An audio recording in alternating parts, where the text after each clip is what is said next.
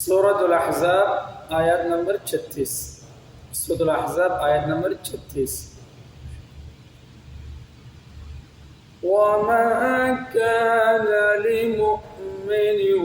وَلَا مُؤْمِنَةٍ إِذَا قَضَى اللَّهُ وَرَسُولُهُ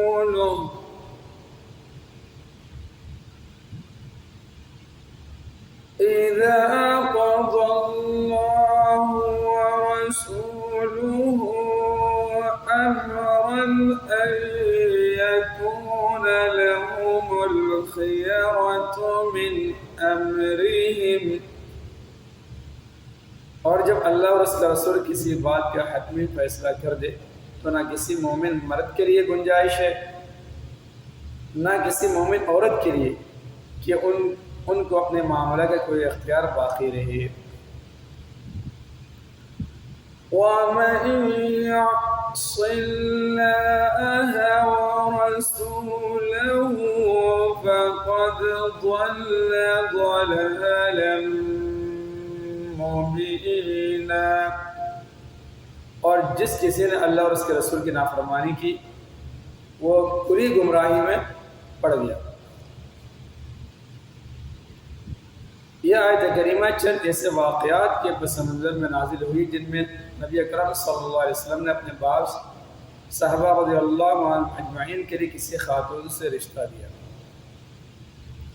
مگر وہ خاتون یا ان کے رشتہ دار شروع میں اس رشتے پر راضی نہیں ہوئے۔ حافظ ابن کثیر رحمۃ اللہ علیہ نے یہ واقعہ تفصیل سے بیان کیے، اور ان سب میں مشترک بات یہ کہ حضرت صلی اللہ علیہ وسلم نے جن صحابہ کے نکاح کا پیغام دیا تھا ان میں کوئی خرابی نہیں تھی، لیکن خاتون یا ان کے گھر والوں نے صرف اپنی خاندانی یا مالی فوقیت کی وجہ سے شروع میں ان کا رشتہ قبول کرنے سے انکار کیا تھا۔ دوسری طرف نبی اکرم صلی اللہ علیہ وسلم غالباً یہ چاہتے تھے کہ لوگ صرف اپنے خاندانی یا مالی فوقیت کی وجہ سے اچھے رشتوں سے انکار کرنے کے رجحان ختم کریں۔ اگرچہ شریعت نے نکاح میں کفاءت یعنی میاں بیوی کا ہم پلہ ہونا، کفاءت کا فی الجملہ اعتبار کیا ہے، کفاءت یعنی میاں بیوی کا ہم پلہ ہونا، لیکن اگر رشتے میں کوئی اور بڑی وجہ ترجیح موجود ہو تو عورت اور اس کے سرپرستوں کو صرف اس بنا پر رشتے سے انکار نہیں کر دینا چاہیے کہ وہ خاندانی اعتبار سے عورت کے خاندان کا ہم پلہ نہیں ہے، صرف اس وجہ سے انکار نہیں کرنا۔ چنانچہ اس آیت کے نازل ہونے کے بعد ان تمام واقعات میں رشتہ منظور کر لیا گیا اور حضرت صلی اللہ علیہ وسلم کی تجویز ہی کے مطابق نکاح ہوا۔ ان واقعات میں سب سے اہم واقعہ زید بن حارثہ رضی اللہ تعالیٰ عنہ کا واقعہ ہے کہ جس کا تعلق آنے والی آیت سے بھی ہے۔ یہ شروع میں حضرت خدیجہ رضی اللہ تعالیٰ عنہ کے غلام تھے اور انہوں نے حضرت صلی اللہ علیہ وسلم کی ہبہ کر دیا تھا۔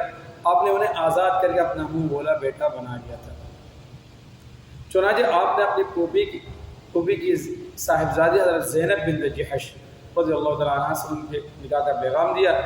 زینب رضی اللہ تعالیٰ عنہ اونچے خاندان کی خاتون تھی اور اس وقت کسی آزاد کردہ غلام سے شادی کرنا ایسی خاندانی عورت میں معیوب سمجھا جاتا ہے،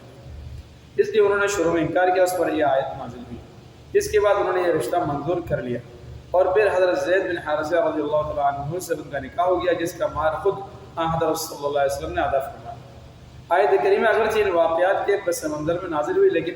اس کے الفاظ عام ہیں اور وہ شریعت کا ایک یہ بنیادی اصول واضح کر رہی ہے کہ اللہ اور اس کا رسول صلی اللہ علیہ وسلم کے حکم کے بعد کسی بھی مخلوق کو اپنی رائے چلانے کا اختیار نہیں رہتا۔ اب ہم اپنی زندگی میں دیکھ لیں، اللہ کے حکم ہے، اللہ کے رسول صلی اللہ علیہ وسلم کا حکم آ گیا، اب اس میں ہم اپنے رائے چلاتے یا نہیں چلاتے یا اللہ کے رسول کے حکم کے سامنے اپنے آپ کو تسلیم کر لیتے ہیں، یا اپنے میرے خیال میں یہ ہے، میرے سمجھ میں یہ آ رہی ہے، اس طرح ہونا چاہیے اس طرح ہونا چاہیے، ہم اپنی رائے دیتے ہیں یا اس میں جو ہے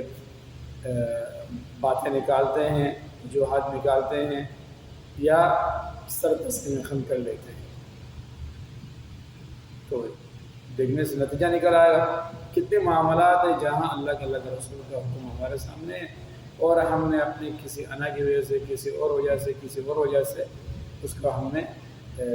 کوئی اہمیت نہیں دی جو اہمیت ہونی چاہیے، پھر ہم گلا کریں کہ ہمارے یہ حالات ہیں، پھر یہ گلا اور شکوہ صحیح نہج پر نہیں، صحیح مقام پر بھی بات نہیں۔ اللہ کے رسول کے سامنے